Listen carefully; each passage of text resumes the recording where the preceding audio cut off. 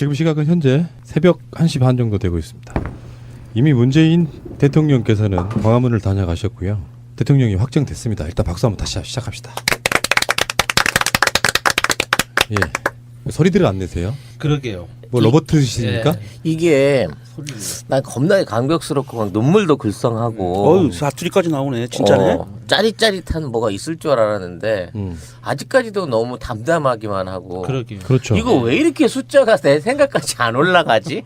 그것만으로도 지금 계속 1분마다 클릭만 하고 있어요 지금. 그러니까요. 자, 어쨌건 문재인 후보의 당선은 사실상이란 말도 빼야죠. 이제 당선자죠? 확정됐고요. 우리가 면밀한 분석이랄까 이런 걸 한번 해봐야 된다고 생각이 들어요. 실제로 가장 먼저 제가 하고 싶은 이야기는요.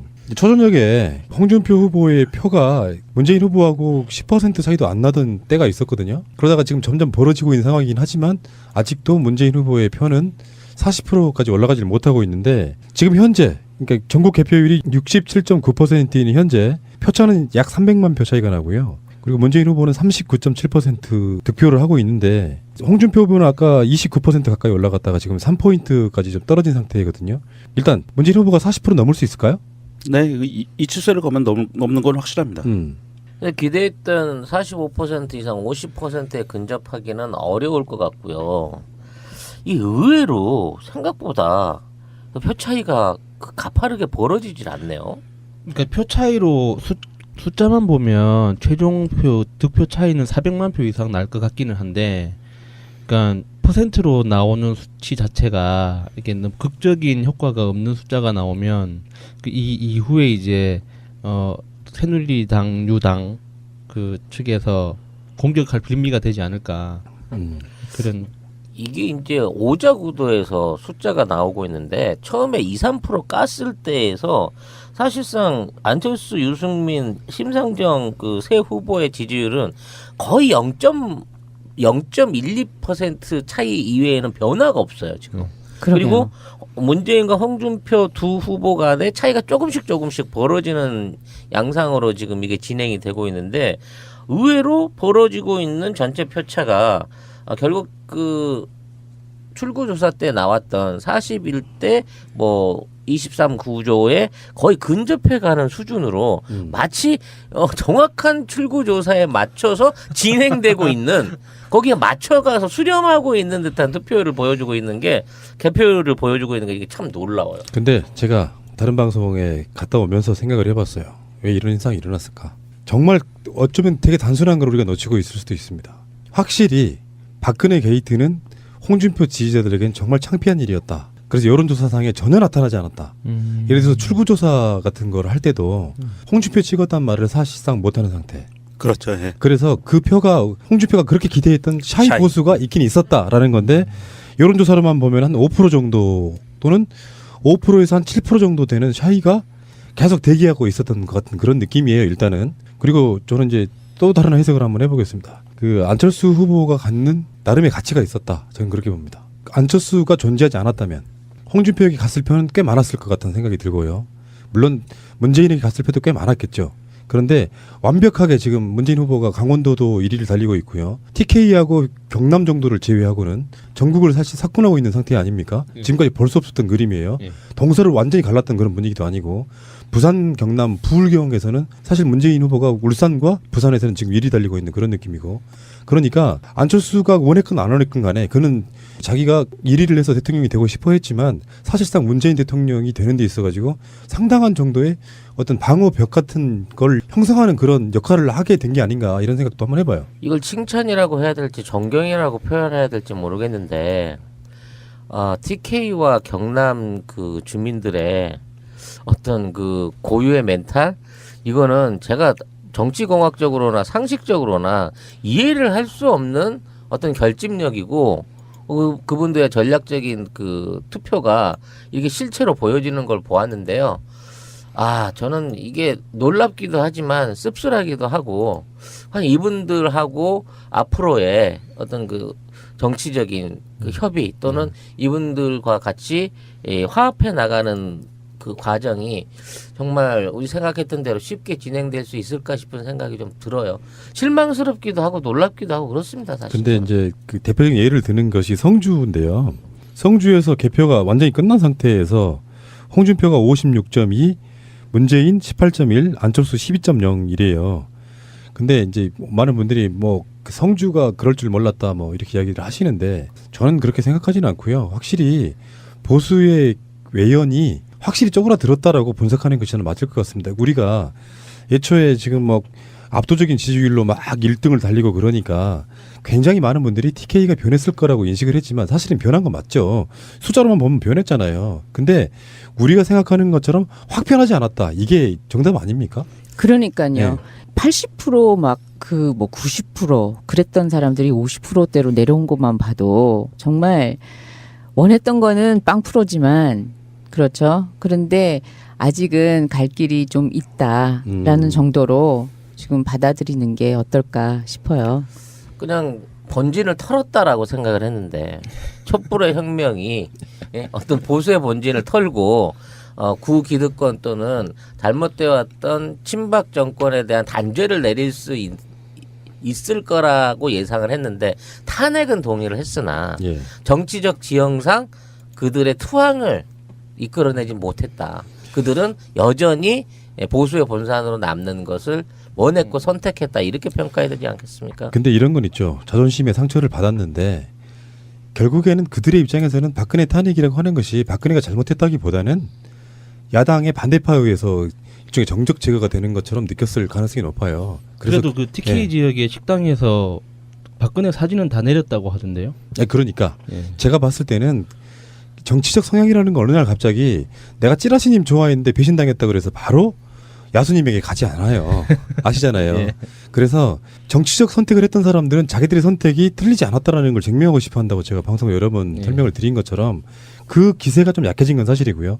현재 한번 전국적으로 투표율을 한번 봅시다. 방송하고 있는 현재 전국 개표율이 70% 나오고 있어요. 지금 현재 30%밖에 안 남은 상태입니다. 서울로 한번 가보겠습니다. 이건 저는 혁명이라고 보는데 서울의 지금 이 색깔로 표시를 보면은요. 진한 파란색은 문재인 후보가 꽤 많이 이긴 지역이고요. 전통적으로 문재인 후보가 졌던 용산구, 서초구, 강남구, 송파구는 문재인 후보가 어찌됐건 홍준표를 이기고 있는 지역이고요. 숫자로만 따지면 전 지역에서 문재인 후보가 1위를 한 이건 혁명적인 결과라고 저는 봅니다. 강남이 무너졌습니다. 일단은. 예, 서울 지역에 지금 말씀하신 용산구, 서초구, 강남구, 송파구가 약간 문재인이 우세하다는 색깔로 표시는 됐는데 실제로 그것을 들어가서 구체적인 데이터를 보면은요. 표 차이가 굉장히 많이 나서 뒤집을 수 없는 지역이에요. 문재인이 100% 이기는 지역입니다. 용산구 같은 경우는 지금 82.1%에서 용산구가 좀 약간 그 예전에 보수세가 좀 강한 지역이거든요. 그러니까 진영 같은 분들이 예. 당선됐던 지역이고 38.6, 24.6 이런 개념이고요. 홍준표의 그러니까 안철수의 위치는 어떤 거였을까 저는 지금도 고민해 보는 건데 여기서 안철수가 없었다면 홍준표와 문재인이 표를 어떻게 나눠 가졌을까 하는 부분도 있고요.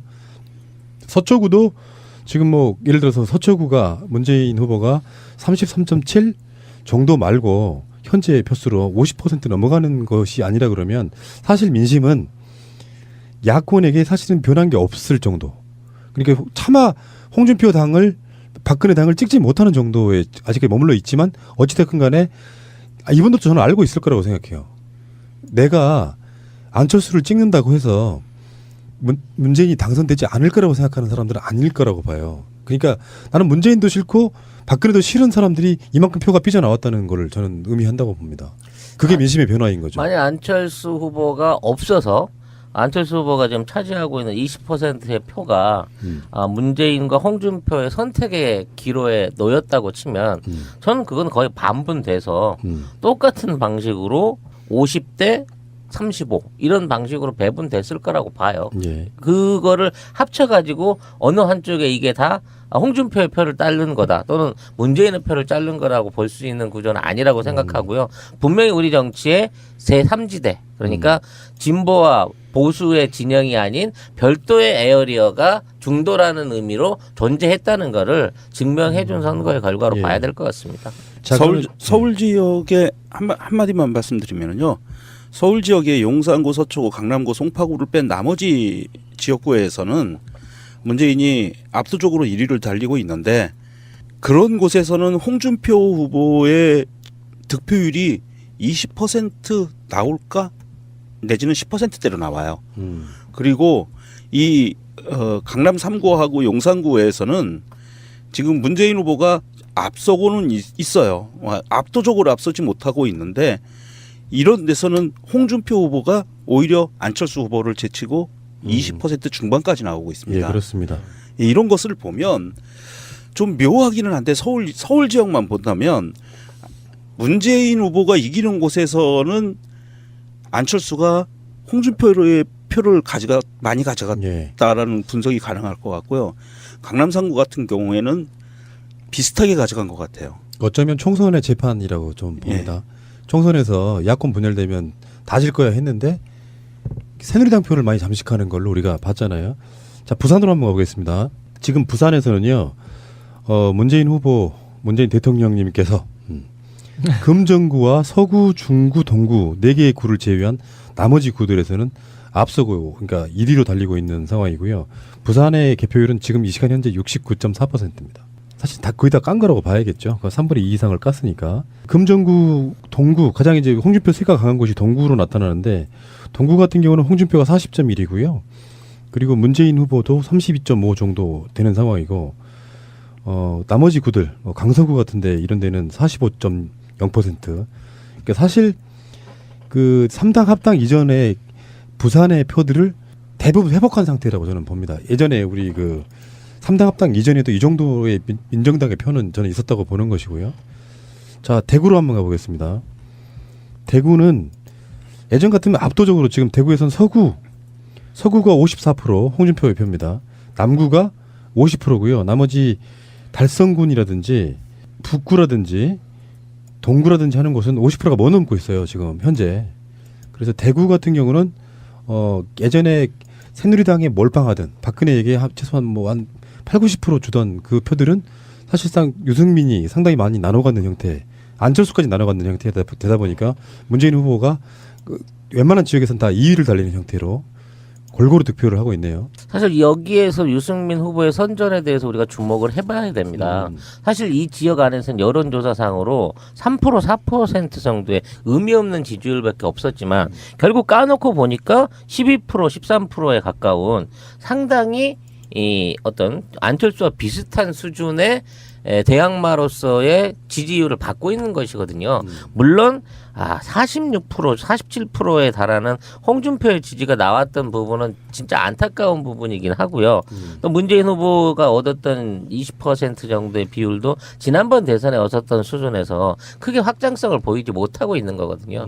그럼 어찌 보면 더 민주는 그동안 TK에 드린 공에 비해서 얼마나 많이 찾아갔고 얼마나 많이 여기 집중적인 선거운동을 했습니까? 그런데 비해서는 그쪽 민심을 얻어내는데 실패했고 오히려 정통보수를 주장하던 유승민과 안철수 두 사람의 표의 합이 문재인 후보의 표를 훨씬 넘어서고 있다는 점에서는 시사하는 바가 크다고 봅니다. 이 부분에서만큼은 안철수 후보와 유승민 후보가 TK의 표를 어느 정도 그나마 잠식해 준 거에 대해서 의미를 가져야 된다는 수준인 거죠. 정치 지형의 지지도를 보면 득표율을 보면 지난 18대 대선하고 우리 진보와 보수라고 할 수 있는 표 차이가 사실은 그렇게 많이 나지는 않아요. 네. 퍼센트를 보면 지금 문재인 후보하고 심상정 후보하고를 합쳤다고 봤을 때 약 한 25% 정도 남짓 나오거든요.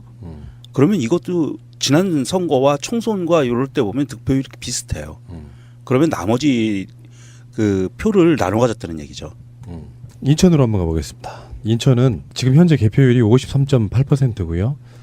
문재인 후보 40.8, 안철수 23.4, 홍준표 21.9인데 옹진 강화 같은 인천을 잘 아시는 우리 인천 네. 후배기 네. 명정님이 설명 좀 해주세요. 저기는 원래 그 북한과의 접경에 있는 곳이라서 굉장히 그 북 이슈 같은데 강하고 보수적인 곳이죠, 저게. 예, 일단 강화를 먼저 보겠습니다. 강화는 지금 홍준표가 41.2% 득표를 얻고 있는데요.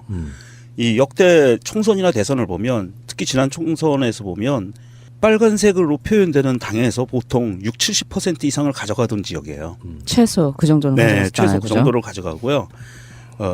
오죽하면 인천시장에서 시장으로 있으면서 인천을 말아드신 분이 안상수식에서 가가지고 국회의원을 하고 있거든요. 강화 지역을. 그렇죠. 그런 강화옹진 강화 쪽에 그 국회의원을 하고 있고요.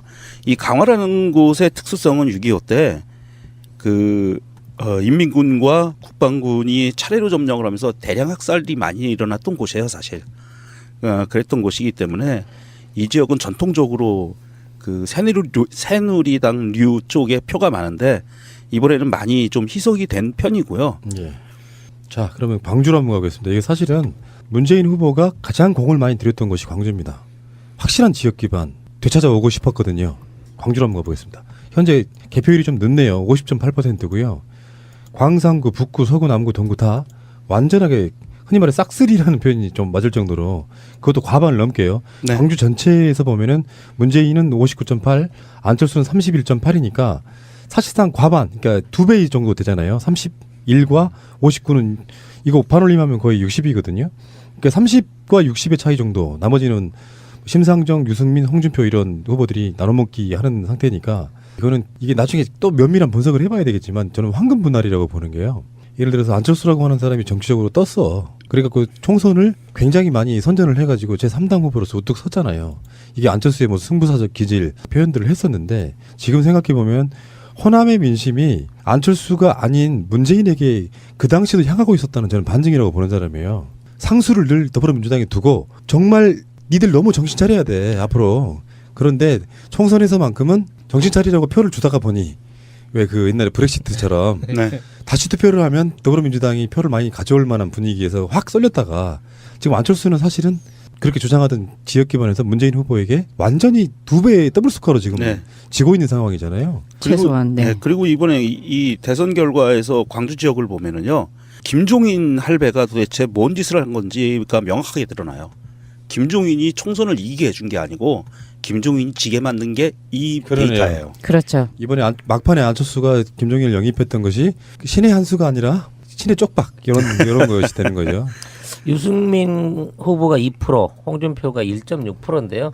이 두 사람이 얻어낼 수 있는 투표가 3%고 그렇다고 하면 과거 김대중 대통령을 뽑았던 호남이 97%의 몰표를 준 거와 마찬가지로 야권에게 광주는 여전히 이 폭발적인 지지를 보내준 선거 결과 그대로 나타나는 것이죠. 자, 대전으로 가보겠습니다.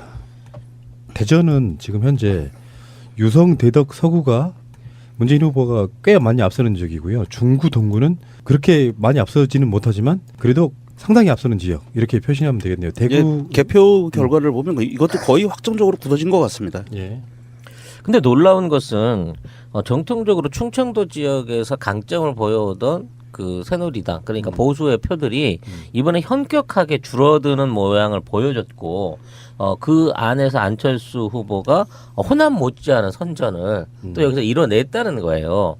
그래서 지금 그 충청에 몰려있던 민심은 중도와 진보에 약간 걸쳐서 약간 반발 정도 좌클릭을 한 게 아닌가라는 평가가 가능하고 이 부분에서의 그 홍준표의 실패는 상당히 나중에 뼈아픈 부분으로 지적되게 되지 않을까. 그러니까 자기 자신이 지금 자유한국당이 좀 더 영역을 뻘쳐넣을 수 있었던 가능했던 유일한 지역이 충청권과 강원권까지를 포함해서 이번에 선전을 기대를 했었는데 그 꿈을 이제 여지없이 꺾어버린 게 지금 충청도의 민심이었다는 거죠. 그렇죠. 왜냐하면 여기는 대덕, 동구, 중구가 완전히 빨갰었고 서구 갑쪽만 파란 이렇게 딱 반으로 나눠 써 있었거든요. 그런데 유명하잖아요. 그 베를린이라 그래가지고. 네. 네. 그랬는데 굉장히 유명했었는데 이번에는 아예 싹쓸이 해버려가지고 정말 이번에는 정말 뚜렷한 변화를 저는 이제 보여준 지금 거죠. 대전이 우리나라의 한 중심, 한 가운데라고 이렇게 설명하는 게 맞잖아요. 정치적으로도. 그렇습니다. 근데 제가 다른 방송을 이 시간에 하고 오다가 택시를 타서 오는데요. 오늘 택시를 타고 왔다 갔다 하면서 택시 기사님들한테 물었을 때 모두의 답은 안철수였습니다. 신기하더라고요. 그분들이 전에 왜 제가 그 며칠 전 방송에서 국민TV 갔다 오면서 택시 탔을 때 그 이야기를 해드린 적이 있어요. 근데 그게 무슨 소리냐면은 택시 기사분들은 굉장히 많은 사람들이 안철수를 지지하고 있더라. 그분들의 연령대는 대부분 높아요. 최소한 60대에 가까운 또는 그 넘는 분들이신데 그분들 입장에서 저는 이렇게 봅니다. 단순하게 무슨 폄하를 할 게 아니라 제3세력에 대한 그들 나름대로의 열망이 있었다라고 봐요. 기대감 같은. 예, 그러니까 그 기존의 여야들에 대한 불신감들이 안철수는 되게 신선할 거예요. 그러니까 내가 알고 있는 거랑 전혀 다른 형태로 안철수를 알고 있더라고요. 아까 택시 기사님도 그러면서 문재인 대표에 대해서는 뭐 리더십 있는지 없는지는 잘 모르겠는데 뭐 잘해야죠 뭐 이런 식으로 의례적으로 가는데 안철수 칭찬을 되게 많이 하더라고요.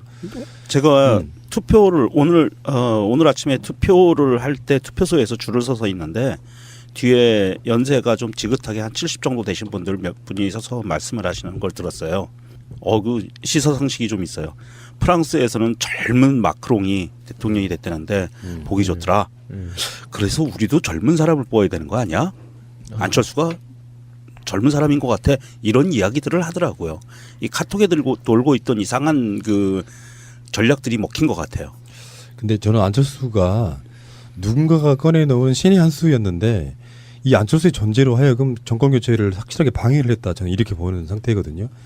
우리 쪽에서 보면은 상당히 공을 세운 나라를 구한 장수처럼 느껴지는 게 실제로 안철수가 갖고 있는 이 지점이 묘하게도 물론 문재인 후보의 표도 뺏었겠죠. 네. 근데 반대로 보수들이 염증 느끼는 이명박근혜 10년이라고 하는 지겨웠던 그 시간에 차마 문재인한테는 못 가겠고 그래도 문재인에 반대하고 있는 안철수가 마치 자기들이 후보처럼 느껴졌던 바로 그런 지점은 분명히 있었다고 봐요. 이것은 안철수가 갖고 있는 어떤 의도나 기존의 선거 행태 갖고 우리가 비판을 많이 하지만 결과적으로 보면 이런 식으로 그 큰 도로에 아파트 단지하고 사이에 있을 때 보면 그 소음을 막아주는 벽이 하나 있잖아요. 그런 역할을 해낸 게 아닌가 이런 생각이 들어요. 이런 걸 헛똑똑이라고 하는 거죠. 그거는 이제 총선 때 국민의당이 호남 지역에서 선전할 수 있었던 역선택과 마찬가지로 안철수가 이번에는 반대편 진영에 가서 홍준표를 비롯한 그 구새누리당 류들의 흘러나온 표들을 어느 정도 잠식했다는 면에서 그 의미를 찾을 수 있긴 한데요. 만약 그쪽에만 좀 더 일로 매진하고 그로 인해서 지금에 있는 홍준표를 뛰어넘을 수 있을 정도의 지지율을 끌어내는 데 성공했다 그러면 이건 같은 2등을 하더라도 훨씬 의미가 큰 2등이 될 수 있었는데 예. 그 부분에 대해서 양쪽에 있는 진보와 보수를 모두 끌어안으려고 했던 전략이 결국은 본인도 망치고 이번 선거의 압승을 어느 정도 방해한 건 아닌가라는 예. 비판도 받아야 될 부분인 것 같습니다. 자, 울산으로 한번 가보겠습니다. 울산은 그 울산이 광역시가 될 때 광주도요. 광산군을 거기다가 구로 집어넣으면서 광역시가 된 상태였잖아요.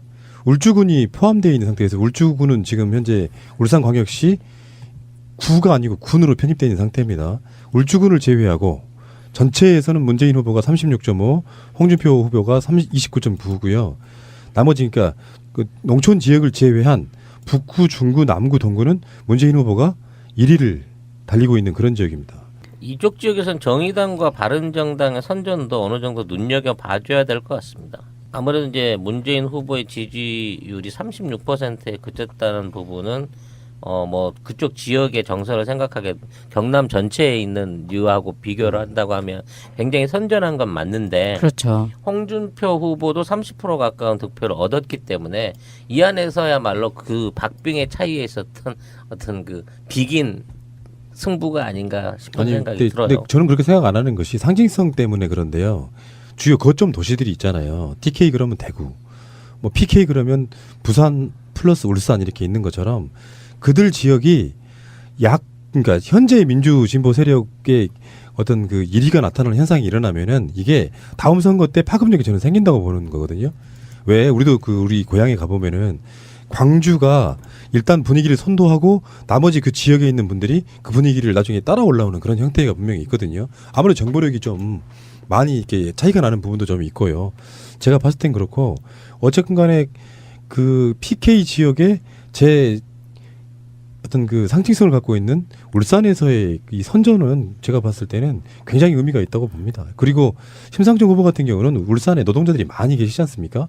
그렇다 보니까 다른 지역보다는 조금 더 많이 나온 게 아닌가 싶고요. 울산에서 사실은 우리 민주노총 지도부가 심상정 후보를 지지한다고 성명을 발표했는데 그 부분이 사실은 지도부만의 지지였던 것 같고요. 실제로 노동자들은 문재인 후보를 많이 찍은 것 같고요. 예, 울주군의 경우를 보면 사실은 지금 2.1% 차이예요. 1977표, 2,000표가 채 안 됩니다. 그래서 네. 아주 박빙의 승부인 거고요. 어쩌면은 지금 현재 개표율이 72%니까 이게 90% 넘어가면서 뒤집힐 확률이 좀 많은 것 같아요. 그리고 그 홍준표가 1등하는 지역에서 공통점이 이게 정의당이 5% 이상 꾸준히 나오고 있다는 게 신기해요. 그러니까 그 문재인 당선인이 1등하는 지역에서는 이렇게 뭐 6%, 7%, 10%까지도 나오는데 홍준표가 1등하는 지역에서는 5% 이상 꾸준히 하는 게 이게 좀 변화의 조짐이 아닌가 싶은 생각이 듭니다. 이왕 찍을 거 색깔 확실한 놈 찍자. 뭐 이렇게 될 수도 있을 거예요. 아주 아싸. 자, 인구는 많지 않지만 제2의 이제 수도라고 부를 수 있는 행정도시 세종입니다. 세종은 뭐 단일 선거구고요. 문재인 후보 49.5, 안철수 21.4, 홍준표는 17.2밖에 되지 않네요. 전체 표수가 지금 개표율이 65.1%에서 전체 표수가 5만 표가 안 됩니다. 굉장히 작은 지역이고요. 넘어갈게요. 자, 다음에 경기도 가장 최고로 큰 도시죠. 광역으로는 가장 큰 도시인데요. 한번 보겠습니다. 현재 개표율이 79.0%인데요. 이 지도를 보면 깜짝 놀랄 만한 결과가 나와요. 그러니까 경기도에 예전에는 북쪽은 새누리당, 아래쪽은 상당히 민주당 쪽에 좀 가까웠었고, 그리고 서울에 가까운 그 위성도시 느낌의 도시들은 상당히 민주진보 세력에게 호감적이었던 건데, 여기서는 신기하게도 지도를 보면요, 연천, 포천, 가평, 양평, 여주 이쪽 분들만 홍준표가 1위를 지금 달리고 있고, 나머지 절대다수 인구가 많은 지역들은 문재인 후보가 압도적으로 지금 1위를 달리고 있는 그런 지역들입니다. 사실 여기서 그 가장 많은 그 표가 존재하는 이 지역 안에서 문재인 후보와 홍준표 후보의 차이가 20% 났다는 부분에서 이게 이제 결정적인 그 지금의 지지율 차이를 벌리는 요인이 되고 있거든요. 사실 경기도에서는 압승을 거뒀다라고 해도 될 만큼 250만 표입니다. 네, 지금 어마어마한 현재. 네, 어마어마한 승리를 거뒀다라고 봐지고요. 뭐 지역으로 따지고 보면 연천, 포천, 가평, 양평 이렇게 해서 반반씩 나눠 가진 것 같지만 그렇죠. 인구로 따져놓고 보자 그러면 인구로 따지면 한 8대2에서 네, 거의 9대1 정도 될 겁니다. 그 정도 수준의 압도적 승리를 거둬냈다라는 면에서 정말 의미 있는 대첩이었다라고 얼마나 생각할 수 있을 의미 것 같아요. 있냐면요. 경기도가 아무리 그 뭐 투표를 할 때마다 뭐 야성이 있다 뭐 이렇게 졌다 그 평가를 받아도 도지사가 새누리였었고 개개 이렇게 뭐 시 단위로 봐도 시의원이라든지 뭐 그 사람들은 정말 새누리당이 정말 많았습니다. 그래가지고 선거할 때마다 정말 너무나도 열심히 운동을 해도 선전을 해도 막상 그 개표하고 난다면은 엄청 많이 그 절망을 했고 힘들었었는데 이번에는 드디어 한박 웃음을 제가 웃고 있습니다. 경기도에서 좀 그 5개 군의 그 홍준표가 앞서고 있는 곳 연천, 포천, 가평, 양평, 여주 제일 큰 특징이 뭔지 아세요? 나머지 지역하고 신도시가 없어요.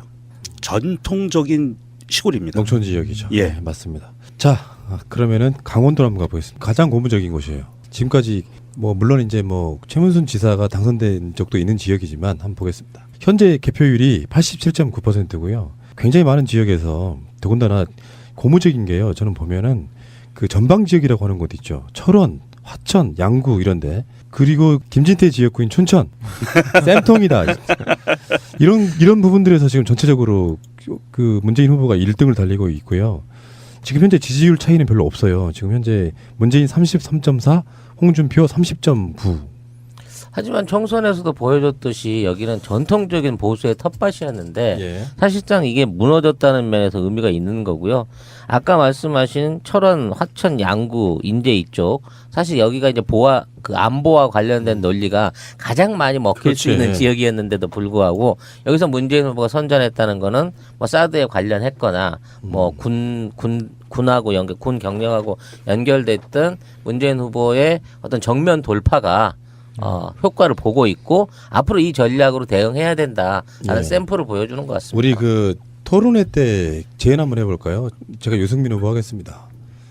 문재인 후보 아무나 해주십시오. 북한이 주적이 아닙니까? 대통령이 사용하기에는 적합한 용어가 아닌 것 같습니다. 그게 먹혔다고 봐요, 저는. 예, 이게- 이게 네. 우리 지금 방송 시작하기 약 한 40분 전에만 해도 철원 지역이 빨간색이었어요. 그리고 평창도 빨간색이었습니다. 그런데 이게 한 40분 만에 색깔이 바뀌었고요. 파란색으로 지금 방금 말씀하신 전방 지역 그게 그 회복 전방 지역에서 많은 그 득표율을 얻었다는 부분하고 이 평창이 주목을 해봐야 될 것 같아요. 그렇죠. 예, 평창은 지금 이번 돌아오는 겨울에 동계올림픽이 열리는 곳이거든요. 아무래도 이쪽 주민들은 예전에는 보수 쪽 지지율이 많았었는데 이분들이 저 동계올림픽의 개막식을 축사해줄 대통령이 어떤 사람이어야 될까 롤 판단을 한 것 같아요. 근데 지금 현재도 굉장히 박빙이에요. 지금 문재인, 예, 사실 박빙입니다. 문재인 33.4, 홍준표 32.7이고요. 다음에 넘어가겠습니다. 지금 충북으로 한번 가봅니다. 중원의 약간 대전은 분위기를 봤지만 아마 대전의 대도시 느낌보다는 충북 충남은 조금 분위기가 다를 수도 있습니다. 그리고 지금 충북으로 가면은 신기하게도요. 경상도 쪽에 가까운 도시 단양, 괴산, 보은, 영동 전형적인 중부지방이죠. 그 내륙지방. 네. 거기는 지금 홍준표가 1위를 달리고 있고요. 그리고 수도권에 가까운 도시 제천, 충주, 음성, 진천, 뭐 증평, 청원, 청주 이런 곳들, 옥천 이런 데는 문재인 후보가 1위를 달리고 있는 그런 지역입니다. 그리고 뭐 개표율이 93%가 넘었기 때문에 여기는 거의 끝난 지역이라고 봐야 되는데 홍준표 후보와 문재인 후보의 지지율 차이가 10% 가까이 지금 유지가 되고 있는 지역입니다. 여기도 사실상 새누리의 어떤 전통적인 강세 지역에서 판도가 바뀌었다라고 충분히 얘기할 수 있는 부분인 거죠. 여기도 색깔로 봤을 때 파란색으로 표시되는 문재인 후보가 앞서고 있는 곳들의 특징이 또 여기 신도시들이 있는 곳이에요. 그리고 영동은 표차가 526표. 보은은 그러니까 100% 개표율입니다. 보은은 표차가 319표예요. 그러니까 미세 안 해요? 미세. 굉장히 미세하고 괴산은 조금 더 표차가 있는데 1559표. 뭐 이 정도로 그 개표율이 100% 된 상태에서 이렇게 됐는데 이렇게 봐서는 정말 충청북도도 많이 지금 이분들은 정말 전에도 굉장히 빨간 표가 굉장히 많았었거든요. 그렇죠. 네. 네. 이런 거 봐서는 전반적으로 굉장히 많이 총선 때보다는 많이 이 발전적으로. 근데요. 옥천이 유경수 여사의 고향 아니에요? 맞습니다. 여기서 문재인 후보가 1등이잖아요. 그렇죠. 예. 자, 충남으로 한번 가보겠습니다. 충남은 마찬가지로 충북보다도 더 지지율 차이로는 12% 이상을 예. 벌리고 있는 상황인 거고요. 여기도 여기는 이제 홍준표 후보와 안철수 후보의 표차가 거의 나지 않을 만큼 1, 2%에 불과할 만큼 또 2, 3위 간의 박빙이 있었던 지역입니다. 그렇기 때문에 문재인 후보의 이쪽에서 1위 또 38% 가까운 그 득표 획득이 의미가 있고 어느 정도 중앙 안에서의 민주당의 교두보를 확실히 확보를 하고 자유한국당을 이제 밀어낼 수 있는 교두보를 마련했다라고 봐야 될 것 같으네요. 근데 TK도 아니고요. 어떤 군이나 구별로 봤을 때 충청도에서 홍준표 1위가 나온다라고 하는 거는 그렇다고 홍준표가 무슨 압도적으로 1위 하는 건 아니고요. 30%대에서 1위를 하는 거잖아요. 그러니까 확실히 아까 그 송 작가도 이야기를 했지만 현재 여당이 된 더불어민주당이 민심을 다 가져오지 못한 상태에서 이삭죽기로 안철수의 표가 그쪽으로 이렇게 몰리는 어떤 그 시스템이 계속 정말로 정확하게 작동한 곳 중에 하나라고 저는 봅니다. 그렇게 맞습니다. 보이네요. 네. 지금 그 안철수가 그나마 지금의 21%대 유지를 하는 데 있어서의 결정적인 공로가 이 충청권에서의 선전과 경기권에서의 2위 지키기가 가능했기 때문이라고 지금 평가를 할 수 있는 거거든요. 자, 근데 이제 그 분석을 해보기 위해서 전북과 전남으로 갈 텐데요.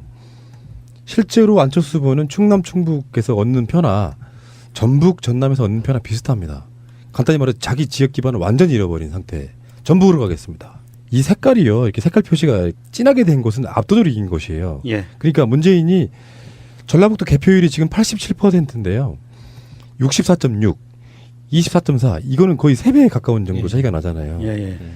거기에 전전 대선 후보였던 정동영 후보가 있는 지역이에요. 전라북도가. 그럼에도 불구하고 이분들이 봤을 때 안철수 너로는 안 되겠구나 하는 그런 것도 있었겠지만 확실히 전략적 투표를 이들은 국민의당이 막 너무나 좋았던 사람들이 아니고 목표가 정권 교체하는 걸 적나라하게 보여주는 상태잖아요. 사실 지적하신 대로 전라북도에서 전통적인 표밭이었던 전라북도에서 얻은 표수가 3위를 한 충남에서 얻은 표수와 오히려 더 적고요. 그러니까요. 예, 그 마찬가지로 충청북도에서 얻은 표수와 비슷한 수준입니다. 그러니까 사실 전남과 충남에서 안철수 후보는 비슷한 수준의 득표율밖에 올리지 못했다는 거죠. 보실래요? 전주 덕진이 아마 정동영 의원의 지역구일 거예요. 문재인 66.7이고요. 안철수 22.0이에요. 트리플이네요. 심지어는 그 지역에 가서는 안철수 후보가 유세를 하면 정동영 의원이 사회를 봤을 정도인데 이렇게 해줬다고 하는 거는 저는 이 전라도 분들한테 정말 박수 한번 드리고 싶습니다. 정말 감사합니다. 최고다 이거는 완전히. 진짜 최고야 이거.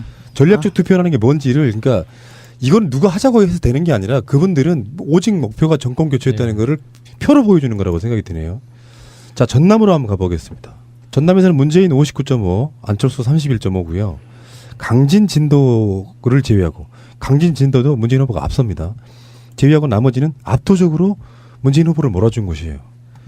진짜 이분들 대단하십니다. 이거는 해달라고 해서 되는 문제는 절대 아니잖아요. 수준이 그만큼 높다는 걸 바로 반증해주는. 이런 면 안에서 안철수 후보가 선거 막판에 호남표를 되찾기 위해서 그쪽에 일주일 이상을 투자했던 시간에 범죄 TK나 PK 쪽에 가서 자기 표나 외연을 넓히기 위해서 노력했다고 하면 뭐 결과적으로는 이 수치밖에 못 얻을 거는 뻔하니까 오히려 지금의 보수표를 잠식해서 1, 2위가 역전되는 그러니까 2, 3위가 역전되는 실버 크로스는 당하지 않지 않았을까 싶은 아쉬움이 남습니다. 정말. 확실히 전라도 분들은 여러 가지 선거 과정에 논란도 있었지만 일단 대통령감이 안 되네라든지 저는 그런 것도 있었다고 봐요. 단순하게 전략적으로만 투표한다 이런 게 아니고 막상 보니까 우리들이 대통령이 아니네 하는 여러 가지 것들 토론회라든지 그간의 논란들을 통해서 읽었다라고 저는 보거든요. 문재인 지금 대통령에게는 굉장한 큰 힘이 될 것 같습니다. 이 정도 되면은 사실상 국민의당의 국회의원들 지금 벌렁벌렁하고 지금 나도 여당 되고 싶어하는 생각이 굉장히 일어날 것 같지 않습니까? 머릿속이 복잡할 겁니다. 내일 아침 다음 총선에서 당선될 확률이 지극히 떨어지는 거죠. 총선까지 갈까요? 그 전에 뭔가 정리가 지방선거 되니까요. 있잖아요. 본인들의 네. 그 총선에 내일 아침에 찾아간다고 하는 야당이 국민의당이 1번이 되지 않을까 싶은 생각을 해봅니다. 나도 여당이 되고 싶다. 좀만 참을 걸 뭐 이런 거. 갑자기 이현주 의원이 굉장히 생각나네요. 참 우시고 계실까? 대성통. 마이너스의 선분들 있잖아요. 마이너스의 선 되시는 분들. 손학규의 저주. 네. 경북으로 한번 가보겠습니다. 경북은 온통 빨간색이네요. 한 군데도 없지만 아까 초반에 말씀드렸던 것처럼 성주 이거 참 안타깝고요. 네. 이거를 저는 이렇게 분석을 한번 해보고 싶어요. 성주에 계시는 다수의 분들은 사실 사드에 대한 자기 지역으로 사실 안 온 거거든요. 무슨 말이냐면 네. 사드 배치의 위치가 오히려 그 성주의 경계선에 있으면서 김천 쪽으로 가는 그런 분위기라고 일단 그것도 한번 봐야 되고 현장에 투쟁하시는 분들은 소수. 다른 분들은 거기에 결합하지 않은 상태로 온 게 아닌가 싶고요. 이거는 앞으로 투표 역사에서 굉장히 많은 그 난제가 될 것 같은 가능성이 높아요. 이 정도 되면은 민심위만 일어나가지고 최소한 이 지역에서 성주만큼은 문재인 후보가 1위가 된다든지 이렇게 돼야 되는데 그런 게 없다는 게 굉장히 아쉽네요. 솔직히 말씀드리면. 그런데 아까 말씀드렸듯이 18대 대선 때는요. 박근혜 후보 득표율이 86%였었습니다. 그런데 유승민 후보하고 지금 그 홍준표를 합해도 61%밖에 안 돼요. 그러니까는 그게 수치로 보면 어마어마하게 높이 보이지만은 그래도 그 25%를 줄이는 게 단기간에 줄인 거잖아요. 예. 그러니까는 그리고 거기 거주하고 계시는 분들이 연세가 굉장히 높잖아요. 예. 그분들을 생각을 바뀌게 하는 거는 정말 어려운 작업이에요. 네, 역사가 더디 간다는 걸 바로 증명해 주시는 분들이시고요. 그렇죠. 경북에서는요, 그나마 포항 남구, 북구 그리고 칠곡, 구미, 박근혜의 정치적 고향이라고 할 수 있는 구미도 상당히 문재인 후보가 선전한 걸로 나오고 있고요. 경산, 영주 이런 데는 그래도 희망이 있어 보이는 지역이고 구미에서 홍준표의 득표율은 44%밖에 안 됩니다. 구미는 95% 달성하는 곳입니다. 그러게요. 박정희의 고향, 박정희 시라고 불렸던 바로 그곳입니다. 저는 이제 여기서 투표율을 생각하기보다는 득표 수를 가지고 한번 예. 계산을 해보고 싶어요.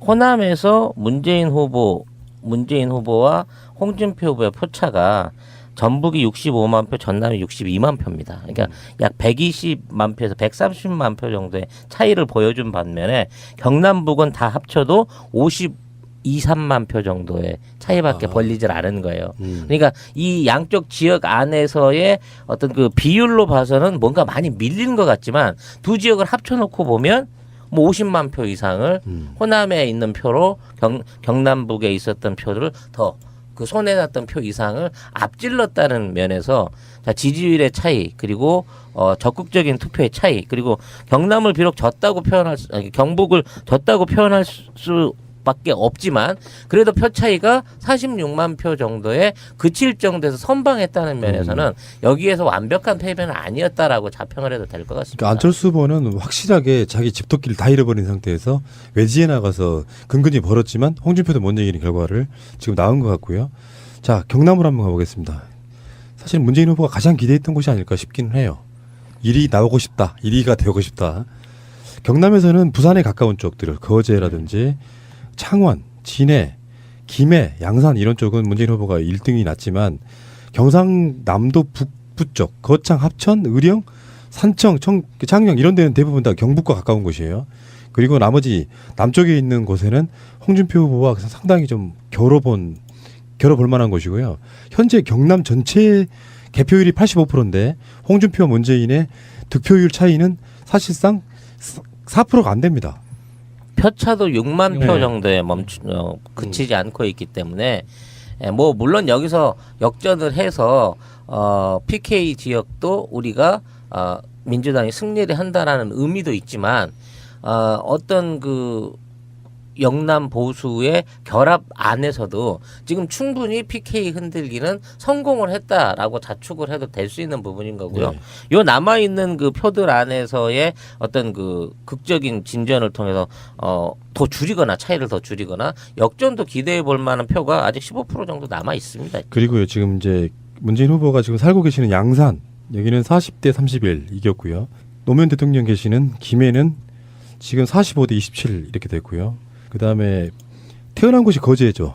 네. 네. 문재인 후보 거제에서는 45대 27 이렇게 경남 남부 동남권 정도는 지금 석권하고 있고요. 근데 지금 전체적으로 경남의 개표율이 86%니까 이게 전체적으로 바뀌기는 힘들겠지만 어쨌든 간에 아까 송 작가의 분석처럼 경상도에서는 최대한 득표를 올리고 홍준표가 많이 달아나지 못한 상태에서 호남권에서 확 끌어당기고 그것을 굳히게 하는 곳이 수도권 이런 방식으로 지금 간 게 아닌가 싶고요. 예, 이게 음. 그 경남 지역에 홍준표가 월등하게 앞서는 아주 빨간색으로 돼 있는 것은요. 개표가 거의 끝났어요. 대부분 다 끝난 곳이고요. 지금 문재인 후보의 거점인 양산 68%밖에 안 됐습니다. 68.4%. 그리고 김해도 82.4% 이렇게 조금 남아 있고요. 색깔이 빨간색이 좀 옅은 지역들 중에서도 일부 개표가 마무리가 안 된 곳들이 좀 있어서 아마 좀 많이 좁혀질 것 같습니다. 예. 자, 마지막으로 제주도로 가겠습니다. 제주도는 선거구가 두 곳인데요. 제주시, 서귀포시 이렇게 나눠져 있죠. 제주도에서는 문재인 후보 44.5, 안철수 21.5, 홍준표는 19.5. 예. 사실상 그 유승민과 합친다고 해도 20%가 조금 넘는 정도에 앞으로 나중에 만약에 뭐 정계 개편이 있거나 그래서 양당 체제 비슷하게 간다고 하면은 제주도에서는 앞으로 당분간은 보수 정당들이 좀 힘을 쓰기는 좀 힘들 것 같다 이런 생각 좀 해봅니다. 네, 어차피 이 제주 지역은 뭐 지역대마다 늘 이렇게 갈아타기 하는 느낌들을 많이 받아왔었는데 널뛰기 하는 느낌을 받아왔었는데 지난번 총선 이후로부터는 더 민주의 어떤 그 텃밭으로서의 역할을 충분히 하고 있고요. 재밌는 것은요. 제주도지사가 원희룡이잖아요. 예. 바른정당이거든요. 유승민이 5위 났습니다. 별로 인기가 없는 도지사라는 게 바로 증명이 되는 것 같아요. 자, 전국적으로 다시 한번 보겠습니다. 지금 이제 방송을 쭉 하다 보니까 시간이 좀 꽤 흘렀는데 전국으로 다시 가겠습니다. 전국 개표율 81.9. 드디어 문재인 후보가 40%대로 올라섰습니다. 예, 올라섰네요. 예. 어우 예. 그리고 홍준표 후보가 25%로 내려앉았고요. 이 불가사의한 거는 안철수 후보는 21.4에서 거의 머물러 있는. 21.1과 4 사이에서 그대로 있어요. 나 이런 이게 것도 처음 봐. 좀 신기해요. 몇 시간째야 도대체? 지금 문재인 후보가 전국적으로 얻고 있는 투표가 81.9% 개표율에서 지금 1,000만 표가 넘었거든요. 그리고 지금 홍준표 후보가 670만 표 정도 되는 거고요. 안철수가 570만 표. 오늘 그런 얘기가 있었다라고 하죠. 새누리당, 그러니까 자유한국당에서 합치면 이길 수 있었는데라고 이야기를 했대요. 근데 이 사람들이 약간 좀 모자란 게 안철수하고 홍준표가 합치면 안철수 표가 다 그대로 갑니까? 정말 모질이들이야. 30에서 40%는 문재인한테 가죠.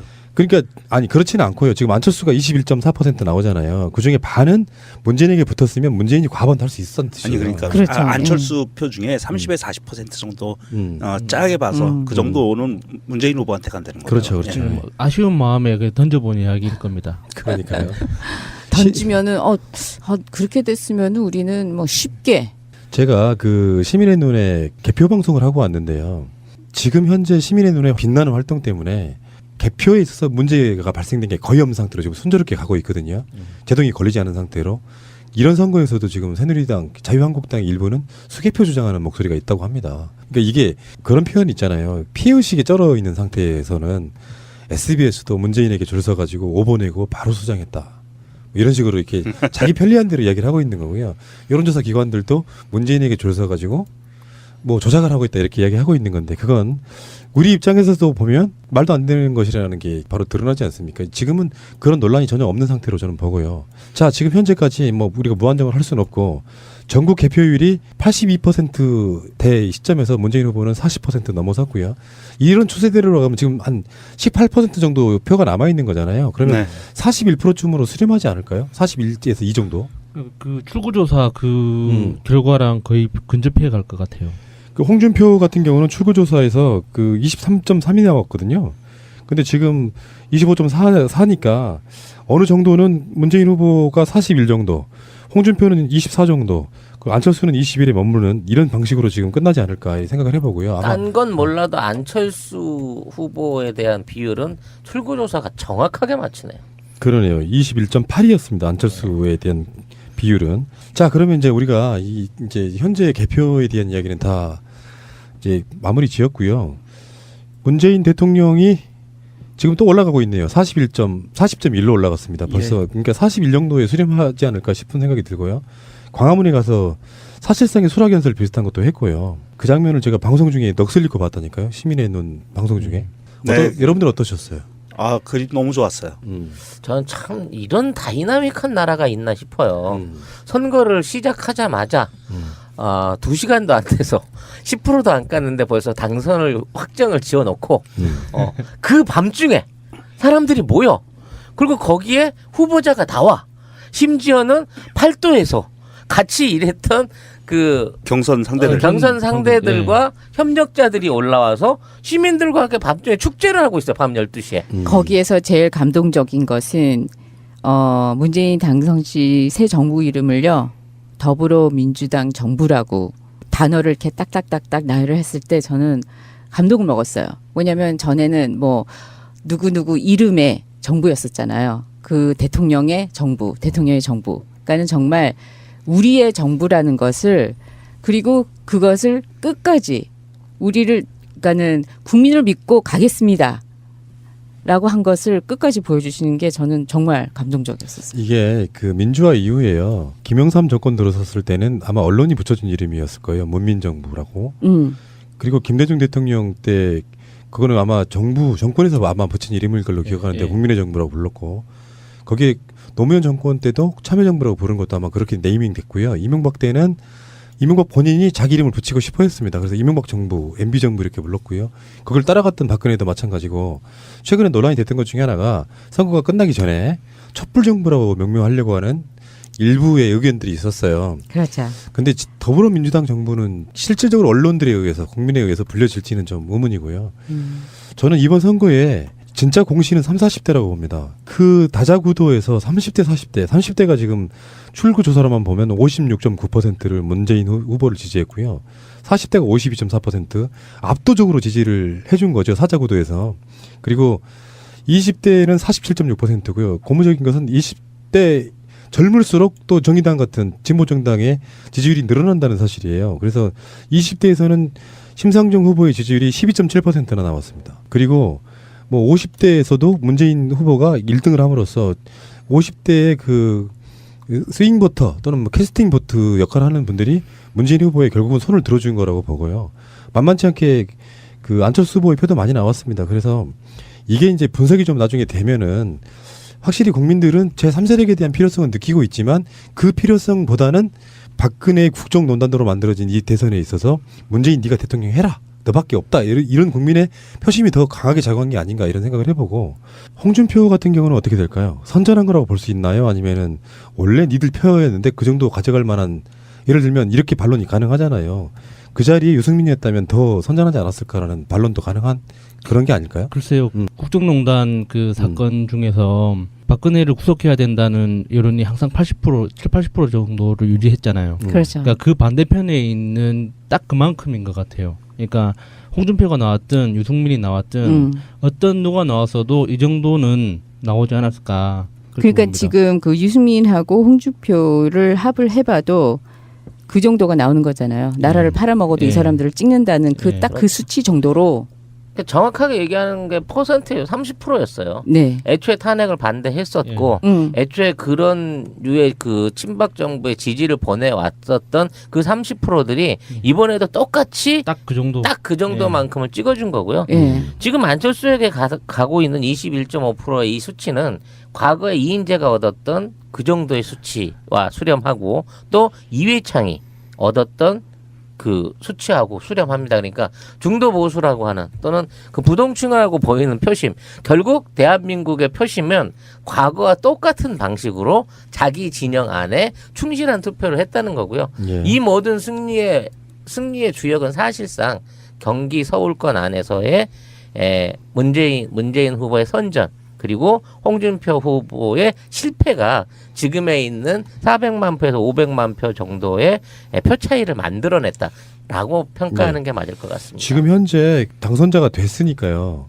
가장 시급한 게 국무총리하고 비서실장이거든요. 언론에서 지금 나오고 있는 국무총리 후보 한번 제가 나열해 보겠습니다. 김상곤, 김진표, 박병석, 우상호 후보예요. 그냥 하마평이 뭐 올라가는 후보니까 이해찬, 전윤철, 진영 이렇게 저는 여기 없을 수도 있다고 생각이 들지만 여기서 탈락해야 되는 사람은 이해찬 총리죠. 본인이 안 하겠다고 했고 그걸 받아서 국정리를 한다고 하면 굉장히 비난에 휩싸일 가능성이 높아서 저도 이분이 했으면 좋겠다는 생각도 들지만 당장 안 하실 거예요. 바로 비난이 쏟아집니다. 나는 절대 문재인 정부에 들어가지 않겠다고 선언하신 분이잖아요. 이 중에서는 어때요? 여러분들이 누가 됐으면 좋겠습니까? 말씀하신 분들 중에서는 딱 진영 전 장관이 눈에 띄네요. 예. 진영 장관 전 장관도 있고 김상곤 전 교육감. 네, 김상곤 전 교육감. 이게 이제 지역 안배라는 차원에서 문재인 대통령이 총리는 영남 출신으로 하지 않겠다는 부분이 있어가지고 전혀 지금 영남이 없는 상태잖아요. 네. 그러니까 호남권이 세 분이시고 경기 수원 수도권 출신의 김진표, 다음에 충남 대전의 박병석, 다음에 강원 철원의 우상호, 그리고 충남의 이해찬 이렇게 돼 있는데 제가 봤을 때는 이 분위기라고 하면은 물론 이제 아마 이미 통보가 갔겠죠. 지금도 뭐 통보를 안 했다 그러면 그런데 저는 전윤철 전 감사원장 정도를 좀 보고 싶어요. 네, 저도 사실 가장 유력하게 보고 있는 후보가 전윤철 전 감사원장이고요. 그건 모르고 이제 우리가 방송 나가고 아침에 한숨 자고 일어나면 완전히 달라졌을 때 있기 때문에 모험을 하지 맙시다. 자, 비서실장 후보군인데 지금 우리가 호명하고 있는 곳이 전혀 아닐 수도 있어요. 아닐 수도 있는데 지금 거론되고 있는 후보로는 노영민, 다음에 이용섭, 임종석, 전병헌 이렇게 되고 있는데 여러분들은 어떻게 보십니까? 전병헌 전 의원이 하셨으면은 하는 바람이 있습니다. 이번에 김종인 비대위원장에 의해서 컷오프 되신 분이에요. 예. 사실 아무 이유 없이 컷오프 된 거에 좀 가까운 부분이 있었거든요. 이미지 전략 차원에서. 그리고 이제 이게 그러면 이렇게 될 수 있죠. 총리는 호남, 비서실장은 또 충청권 이렇게 될 수도 있는데 그건 뭐 우리들 생각인 거고요. 이거는 이제 아마 우리가 이 방송 끝나고 방송 올리고 자고 일어나면 발표가 아마 돼 있을 겁니다. 저는 개인적으로 전병헌 전 의원이죠. 예. 그 전병헌 의원의 등용이 가장 유력하다고 저는 판단합니다. 우리가 한번 인터뷰 해봤다고 이야기하는 거예요. 지금 두 번이나 해봤거든요. 이분은. 자, 그래서 어쩌면 그게 지역구 3선을 하고 나서 4선 하는 것보다 어떨 때는 비서실장이 되는 것도 그게 전화 이복이 되는 경우도 있잖아요. 저는 그렇게 보는 그랬으면 좋겠다는 생각이 들고요. 저는 뭐 그렇다고 다른 분들을 지지하지 않는다 이렇게 말씀드리는 건 아니고 이제 우리도 방송이다 보니까 재미를 위해서 한번 꽂아봤던 거고요. 제 생각에는 이번 정부에서 비서실장을 맡으시는 분은 아마 문재인 대통령이 그 보여줬던 모습대로 차차기의 대통령이 가능하다. 충분히 가능할 것 같아요. 그렇게 되시려고 하면 일단 과로사를 당하지 말아야 된다. 그리고 임플란트를 10개 심어야 된다. 그 정도 각오를 하고 덤벼들어줘야죠. 그렇죠. 벌써부터 그렇게 겁을 들이면 어떡합니까? 아니 내가 해봤으니 한번 당해봐고요. 그 국민의 정부에서 참여정부로 넘어갈 때는 나름대로 상황이 나쁘지 않았어요. 그럼에도 불구하고 임플란트 10개잖아요. 그렇죠. 지금은 이명박근혜 극악이죠, 극악. 10년을 지금 적폐해야 되는 자리입니다. 그러니까 아예 틀리가고 생리 빼시고요. 임플란트 하고 들어가시는 게. 아무튼 그 독이 든 성배처럼 아주 빡센 자리가 될 것이라는 예. 점은 미리 틀림없을 것 같습니다. 감사합니다. 그리고 저 언론들이 지금 굉장히 많이 회자하고 있는 뉴스 중에 하나가 이현주. 이분은 이렇게 막차를 타도 이렇게 타실 수 있을까요? 그러니까 그 저기 우리 야수님 예. 이제 국회의원 이제 보좌진을 하게 되면은 느끼는 건데 이렇게 오판할 수도 있습니까? 저분은 보좌진 때린다는 소문도 있었던 분이기 때문에 네. 뭐 딱히 뭐 애정도 관심도 뭐 일도 없습니다. 아니, 그러니까 이분이 국민의당으로 갈 때도 이미 여론조사가 했던 그런 것들은 나오고 있었잖아요. 예, 예. 근데 사실 안철수가 될 확률보다는 지금까지 박스권의 문재인 대통령이 될 가능성이 높은 상태에서 건너갔다는 건 저는 하나는 보는 건 있어요. 워낙에 내부적으로 사이가 안 좋았거나 밖에 나가신 분들이 훨씬 더 가까웠거나 그래서 의리 같은 걸로 갈 수도 있는데 제가 이분이 그 문재인 대통령이 후보 시절에 프리허그 하는 장면이 있었잖아요. 홍대에서. 네. 거기다가 아우 트위터를 하는데요. 끔찍했어요. 거기에 마치 대통령이 다 된 것처럼 한다고 비아냥거리는 걸 예. 보고 네. 불과 얼마 전까지 같은 당에 있던 사람인데 나 같으면은 부러워도 모른 척하고 지나가지 여기다 이죽거리는 건 대체 이 사람의 멘탈은 뭘까 생각을 했었거든요. 제가 더 깊고 뭐 좀 예. 원색적인 이야기를 하기는 어렵고요. 예. 그러니까 어렵고. 당에 계실 때도 좀 음. 겉도는 분들 중에 한 분이었습니다. 예. 그냥 저는 이분 더하기 조금 연세 많으신 그 할배 더하기 몇 번 탈당하신 분들한테는 그냥 무한 감사를 그냥 꾸준히 그냥 드리고 있습니다. 근데 이분은 이상한 해석을 했네요, 지금. 다시 촛불 전으로 돌아갔다. 씁쓸하다. 양당 구도, 지역 구도 복원된 듯 역사적 기회 살리지 못했다. 우리랑 완전 정반대로 분석을 하고 있는데요. 본인의 입장을 설명한 거 아닐까요? 어. 내가 촛불 전으로 돌아가 버렸어. 저 사람은 이상한 데서 살고 있네요. 그리고 오늘 이상해요. 그 박영선 이제 공동 선대위원장이 인터뷰에 보면은 그런 게 나옵니다. 문재인 대통령의 비서실장은 내정이 됐고 본인에게도 통보가 됐다. 그럴 수밖에 없죠. 네. 내일부터 일해야 되는데. 아니 사실은 지금부터 당선증 받는 순간 대통령이니까요. 자 그리고 이제 방송을 이제 마칠 시간이 됐는데 어차피 오늘 또 저녁에도 방송을 해야 되기 때문에 더 면밀한 분석을 하면 저녁에 할 게 없어요. 그러니까 오늘은 여기까지 이제 개표를 사실상 마감하는 방송을 하고 여러분들께 마지막으로 소감 한번 듣고 이제 방송 마치고요. 몇 시간 후에 다시 오는 걸로. 예. 새우잠자국. 제가 먼저 하나 예. 그 페이스북에 패치님이 올려주신 건데요. 개표소에 나가 있는 후배한테서 온 전화. 홍준표나 안철수 표는 기표용지 선 밖으로 나간 것도 많고 애매한 표들이 있는데 문재인 표는 하나같이 좁은 네모칸 안에 얌전하게 찍혀져 있다고 한다. 혹시나 무효표 될까봐 다들 얼마나 간절하고 조심스럽게 찍은 건지 정말 고맙고 눈물이 차올라서 어찌할 바를 모르겠다. 자 이렇게 공감. 올려주셨어요. 그리고 이 공감 느끼신 분들은 지금 좋아요 좀 눌러주세요. 이호성님입니다. 나도 이호성. 그랬어. 정확하게 선에 걸치면 뭐 내가 역사적으로 지는 것 같은 그런 느낌. 맞습니다. 저는 몇 번이나 연습을 하고 그래서 그 옆에 두 손으로 잡아서 아니 두 손 하면 혹시나 어떻게 될까 옆에다 연습을 몇 번 하고 난 다음에 그 옆에다가 두고 몇 번 하고 그대로 그 스탬프를 갖다가 올려가지고 지그시 하고 난 다음에 그걸 팍 말리고 투표지를 길이로 돼 있잖아요. 네. A4지 길이만큼 길잖아요. 그걸 접어서 1번 문재인만 보이게 딱 접어요 일단. 그걸 막 말려. 그리고는 대충 찍어도 무효표가 안 나와요. 거기에다가 싹 찍으니까 정확하게 나오더라고요. 지금 투표하기 전에 현재 나왔습니다. 지금 현재 85.3% 개표율인데요. 문재인 후보 40.2 더 올라갔고요. 홍준표 지금 떨어지고 있습니다. 25.2. 그래서 지금 대체로 보면 41대 24 정도로 나오지 결론이 지어지지 않을까 생각이 들고요. 네. 다른 분들 또 소감 한번 짧게 듣겠습니다. 승리는 하였으나 아직 배가 고픕니다.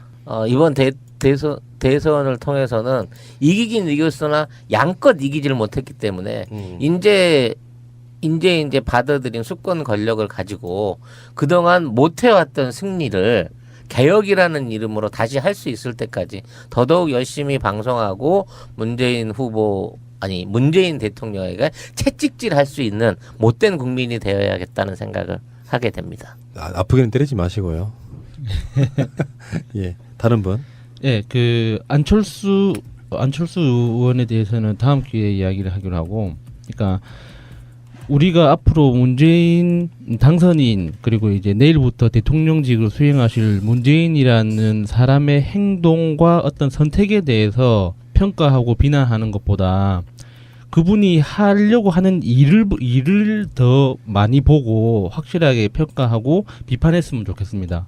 그러니까 문재인이라는 사람을 우리가 사랑하고 아끼는 그 마음은 퇴임하신 이후에 마음껏 해도 부족하지 않다고 봅니다.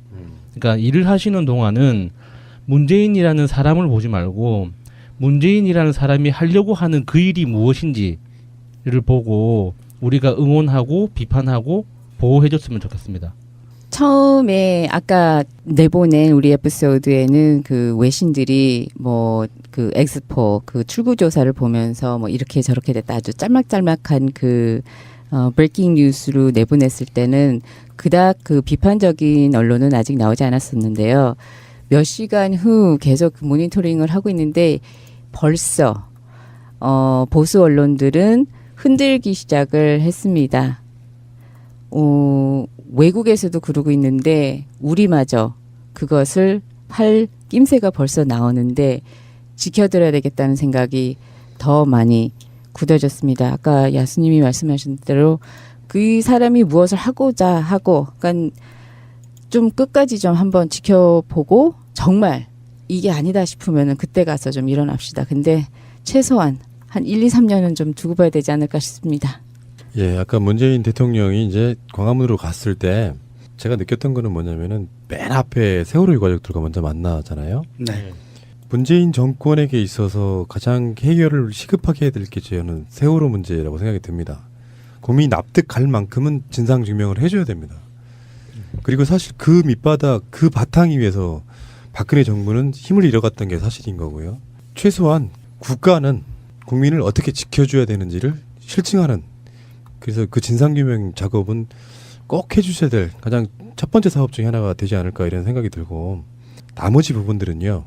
우리가 앞으로 할 말이 엄청 많아요. 그러니까 앞으로는 아직은 입에 안 오르죠. 문재인 대통령. 자, 집에서 열심히 연습을 해오셔야 다음 방송에서 문재인 후보란 말, 문재인 대표란 말 안 하게 됩니다. 그러니까 앞으로 여러분들은 한 6개월 정도는 문재인 대통령이란 말이 잘 입에 안 오를지도 몰라요. 많이 연습해 오시고요. 어쨌건 아까 택시 기사하고 저는 이런 토론을 했어요. 싸우지 않았습니다. 문재인 대통령이 왜 싫은지를 설명할 때 제가 마지막에 그런 얘기를 했습니다. 존중합니다. 굳이 반론하지 않았단 말이에요. 그게 저는 승자의 여유라고 생각해요. 예전에 문재인 후보가 박근혜에게 졌을 때 비슷한 상황이었다면 저는 싸웠을 거예요. 어떻게 박근혜를 찍을 수 있냐고. 근데 존중합니다라고 정중하게 내리니까 좋은 손님이시네라고 굉장히 환대를 하더라고요. 그게 앞으로 펼쳐야 될 저는 정치라고 생각합니다. 맞습니다. 승자들이 가질 여유가 분명히 필요하고요. 홍준표를 제외한 나머지 후보들에게는 심심한 위로를 좀 보내드리고 싶습니다. 멋있게 싸워오셨고요. 앞으로 정권을 잡았든 안 잡았든 훌륭한 나라 만들기 위해서 서로가 매진했으면 좋겠다 이런 생각이 들고요. 밤늦게까지 고생하신 우리 동지분들께 고생하셨다는 말씀을 드리겠습니다. 고맙습니다. 4년간 고생 많이 하셨습니다. 자, 박수 한번 치고 끝냅시다. 화이팅! 화이팅! 그리고 한마디만 더 섞자면요. 생각해보면 저는 뭐 번호를 에피소드 넘버를 따로 붙이는 걸 좋아하지 않아요. 안 붙일 텐데 사실상 우리가 추구해왔던 새가 날아든다 새날 이게 오늘부터 시작되는 거라 그렇죠. 심리적인 시즌2 바뀌었잖아요. 새날로. 예. 그렇다는 말씀을 한 번 더 드리겠습니다. 고맙습니다. 끊지 마세요. 끊지 마세요. 방송이 이제 끝난 줄 알고 이렇게 끊으려고 하셨던 분들께 자, 문재인 대통령 당선 확정됐습니다. 87% 개표 시점에 예. 40.2% 2위 25.1%에서 약 430만 표 차이로 당선을 확정지었습니다. 이게 양자 구도였다면요 60한5% 나오는 득표율이에요. 양자 구도였다면 정말 축하드리고요. 이렇게까지 당선 확정시켜놓고 나니까 좀 마음 편하네. 지금 녹음실 밖에 나가시던 분들 다시 끌어와서 지금 이렇게 당선 확정 지어놓고요. 자 본격적인 이제 선거 후의 이야기는 오늘 밤 만드는 방송에서 다시 이야기하도록 하겠습니다. 컴백홈 끝내겠습니다.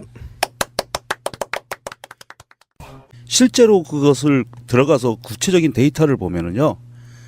표 차이가 굉장히 많이 나서 뒤집을 수 없는 지역이에요. 문재인이 100% 이기는 지역입니다. 용산구 같은 경우는 지금 82.1%에서 용산구가 좀 약간 그 예전에 보수세가 좀 강한 지역이거든요. 그러니까 진영 같은 분들이 당선됐던 지역이고 38.6, 24.6 이런 개념이고요. 홍준표의 아니 그러니까 안철수의 위치는 어떤 거였을까 저는 지금도 고민해 보는 건데 여기서 안철수가 없었다면 홍준표와 문재인이 표를 어떻게 나눠 가졌을까 하는 부분도 있고요.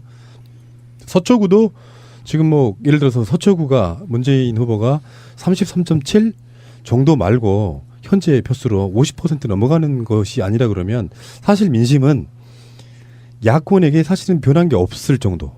그러니까 차마 홍준표 당을 박근혜 당을 찍지 못하는 정도에 아직 머물러 있지만 어찌됐든 간에 이분들도 저는 알고 있을 거라고 생각해요.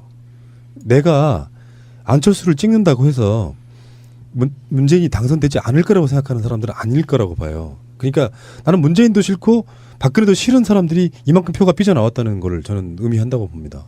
그게 민심의 변화인 거죠. 만약 안철수 후보가 없어서 안철수 후보가 지금 차지하고 있는 20%의 표가 문재인과 홍준표의 선택의 기로에 놓였다고 치면 저는 그건 거의 반분돼서 똑같은 방식으로 50대 35 이런 방식으로 배분됐을 거라고 봐요. 예. 그거를 합쳐가지고 어느 한쪽에 이게 다 홍준표의 표를 따른 거다 또는 문재인의 표를 자른 거라고 볼 수 있는 구조는 아니라고 생각하고요.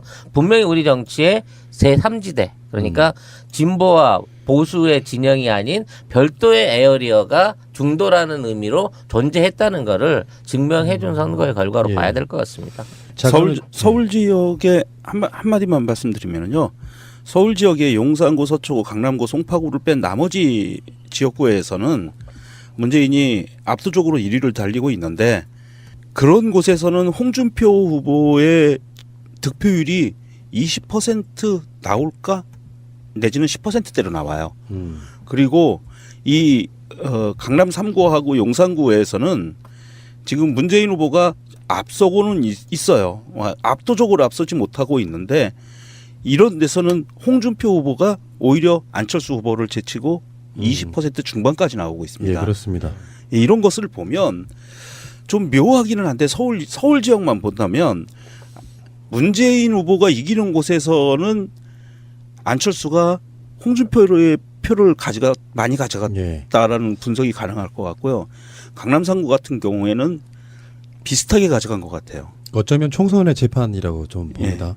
총선에서 야권 분열되면 다 질 거야 했는데 새누리당 표를 많이 잠식하는 걸로 우리가 봤잖아요. 자, 부산으로 한번 가보겠습니다. 지금 부산에서는요, 문재인 후보, 문재인 대통령님께서 금정구와 서구, 중구, 동구 4개의 구를 제외한 나머지 구들에서는 앞서고, 그러니까 1위로 달리고 있는 상황이고요. 부산의 개표율은 지금 이 시간 현재 69.4%입니다.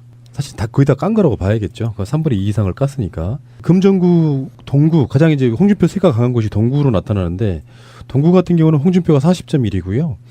그리고 문재인 후보도 32.5 정도 되는 상황이고 나머지 구들 강서구 같은데 이런 데는 45.0%. 그러니까 사실 그 3당 합당 이전에 부산의 표들을 대부분 회복한 상태라고 저는 봅니다. 예전에 우리 그 3당 합당 이전에도 이 정도의 민정당의 표는 저는 있었다고 보는 것이고요.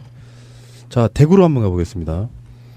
대구는 예전 같으면 압도적으로 지금 대구에선 서구가 54% 홍준표의 표입니다. 남구가 50%고요. 나머지 달성군이라든지 북구라든지 동구라든지 하는 곳은 50%가 못 넘고 있어요. 지금 현재. 그래서 대구 같은 경우는 예전에 새누리당에 몰빵하던 박근혜에게 최소한 뭐 한 80-90% 주던 그 표들은 사실상 유승민이 상당히 많이 나눠갖는 형태, 안철수까지 나눠갖는 형태가 되다 보니까 문재인 후보가 웬만한 지역에서는 다 2위를 달리는 형태로 골고루 득표를 하고 있네요. 사실 여기에서 유승민 후보의 선전에 대해서 우리가 주목을 해봐야 됩니다. 사실 이 지역 안에서는 여론조사상으로 3% 4% 정도의 의미 없는 지지율밖에 없었지만 결국 까놓고 보니까 12% 13%에 가까운 상당히 이 어떤 안철수와 비슷한 수준의 대항마로서의 지지율을 받고 있는 것이거든요. 물론 46% 47%에 달하는 홍준표의 지지가 나왔던 부분은 진짜 안타까운 부분이긴 하고요. 또 문재인 후보가 얻었던 20% 정도의 비율도 지난번 대선에 얻었던 수준에서 크게 확장성. 지금 시각은 현재 새벽 1시 반 정도 되고 있습니다. 이미 문재인 대통령께서는 광화문을 다녀가셨고요. 대통령이 확정됐습니다. 일단 박수 한번 다시 시작합시다. 예, 소리들을 안 내세요? 그러게요. 뭐 로버트이십니까? 이게 난 겁나게 감격스럽고 막 눈물도 글썽하고 사투리까지 나오네. 진짜네. 짜릿짜릿한 뭐가 있을 줄 알았는데 아직까지도 너무 담담하기만 하고 그러게요. 그렇죠. 이거 왜 이렇게 숫자가 내 생각까지 안 올라가지? 그것만으로도 지금 계속 1분마다 클릭만 하고 있어요 지금. 그러니까요. 자, 어쨌건 문재인 후보의 당선은 사실상 사실상이란 말도 빼야죠 이제. 당선자죠? 확정됐고요. 우리가 면밀한 분석이랄까 이런 걸 한번 해봐야 된다고 생각이 들어요. 실제로 가장 먼저 제가 하고 싶은 이야기는요.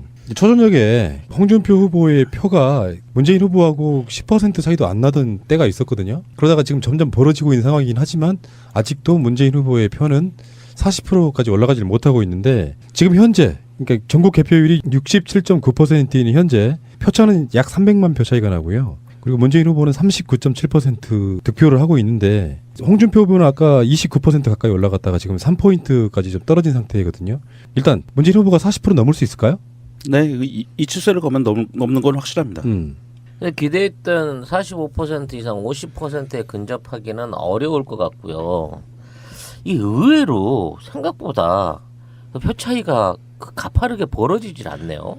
그러니까 표 차이로 숫자만 보면 최종 득표 차이는 400만 표 이상 날 것 같기는 한데, 그러니까 퍼센트로 나오는 수치 자체가 이게 너무 극적인 효과가 없는 숫자가 나오면 이 이후에 이제 새누리당, 유당 그 측에서 공격할 빌미가 되지 않을까 그런. 이게 이제 오자구도에서 숫자가 나오고 있는데 처음에 2, 3% 깠을 때에서 사실상 안철수, 유승민, 심상정 그 세 후보의 지지율은 거의 0.12% 차이 이외에는 변화가 없어요 지금. 그리고 문재인과 홍준표 두 후보 간의 차이가 조금씩 벌어지는 양상으로 지금 이게 진행이 되고 있는데 의외로 벌어지고 있는 전체 표차가 결국 그 출구조사 때 나왔던 41대 뭐 23 구조에 거의 근접해가는 수준으로 마치 정확한 출구조사에 맞춰서 진행되고 있는 거기에 맞춰가서 수렴하고 있는 듯한 투표율을 보여주고 있는 게 개표율을 보여주고 있는 게 이게 참 놀라워요. 근데 제가 다른 방송에 갔다 오면서 생각을 해봤어요. 왜 이런 현상이 일어났을까? 정말 어쩌면 되게 단순한 걸 우리가 놓치고 있을 수도 있습니다. 확실히 박근혜 게이트는 홍준표 지지자들에겐 정말 창피한 일이었다. 그래서 여론조사상에 전혀 나타나지 않았다. 예를 들어서 출구조사 같은 걸 할 때도 홍준표 찍었단 말을 사실상 못하는 상태. 그렇죠. 예. 그래서 그 표가 홍준표가 그렇게 기대했던 샤이 보수가 있긴 있었다라는 건데 여론조사로만 보면 한 5% 정도 또는 5%에서 한 7% 정도 되는 샤이가 계속 대기하고 있었던 것 같은 그런 느낌이에요. 일단은. 그리고 저는 이제 또 다른 해석을 한번 해보겠습니다. 그 안철수 후보가 갖는 나름의 가치가 있었다. 저는 그렇게 봅니다. 안철수가 존재하지 않았다면 홍준표에게 갔을 표는 꽤 많았을 것 같다는 생각이 들고요. 물론 문재인에게 갔을 표도 꽤 많았겠죠.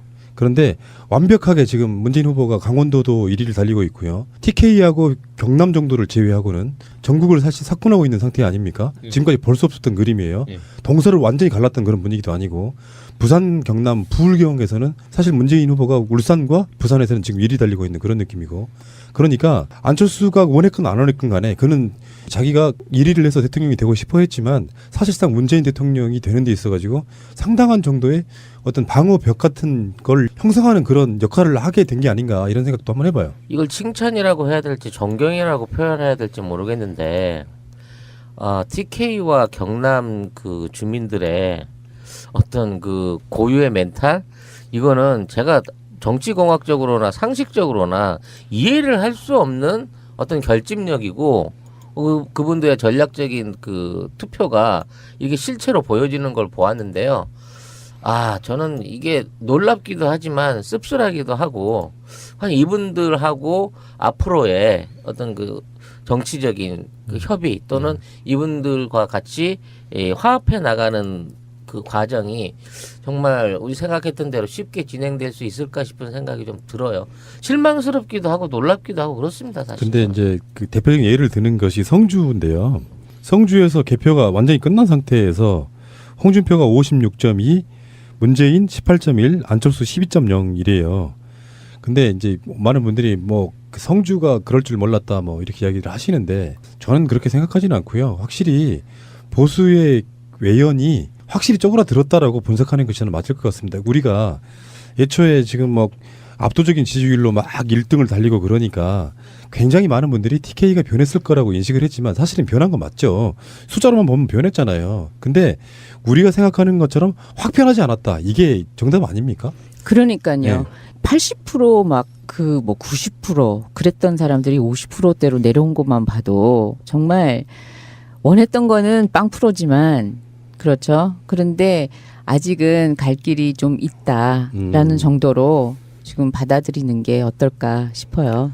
그냥 본진을 털었다라고 생각을 했는데 촛불의 혁명이 어떤 보수의 본진을 털고 구기득권 또는 잘못되어 왔던 친박 정권에 대한 단죄를 내릴 수 있을 거라고 예상을 했는데 탄핵은 동의를 했으나 예. 정치적 지형상 그들의 투항을 이끌어내지 못했다. 그들은 여전히 보수의 본산으로 남는 것을 원했고 선택했다. 이렇게 평가해야 되지 않겠습니까? 근데 이런 건 있죠. 자존심의 상처를 받았는데 결국에는 그들의 입장에서는 박근혜 탄핵이라고 하는 것이 박근혜가 잘못했다기보다는 야당의 반대파에 의해서 일종의 정적 제거가 되는 것처럼 느꼈을 가능성이 높아요. 그래도 그 TK 예. 지역의 식당에서 박근혜 사진은 다 내렸다고 하던데요.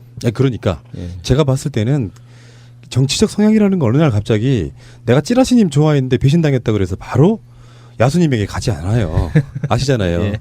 그래서 정치적 선택을 했던 사람들은 자기들의 선택이 틀리지 않았다라는 걸 증명하고 싶어 한다고 제가 방송에 여러 번 예. 설명을 드린 것처럼 그 기세가 좀 약해진 건 사실이고요. 현재 한번 전국적으로 투표율을 한번 봅시다. 방송하고 있는 현재 전국 개표율이 70% 나오고 있어요. 지금 현재 30%밖에 안 남은 상태입니다. 서울로 한번 가보겠습니다. 이건 저는 혁명이라고 보는데 서울의 지금 이 색깔로 표시를 보면은요. 진한 파란색은 문재인 후보가 꽤 많이 이긴 지역이고요.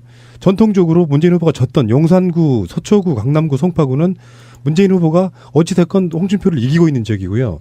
숫자로만 따지면 전 지역에서 문재인 후보가 1위를 한 이건 혁명적인 결과라고 저는 봅니다. 강남이 무너졌습니다. 일단은. 예, 서울 지역에 지금 말씀하신 용산구, 서초구, 강남구, 송파구가 약간 문재인이 우세하다는 색깔로 표시는 됐는데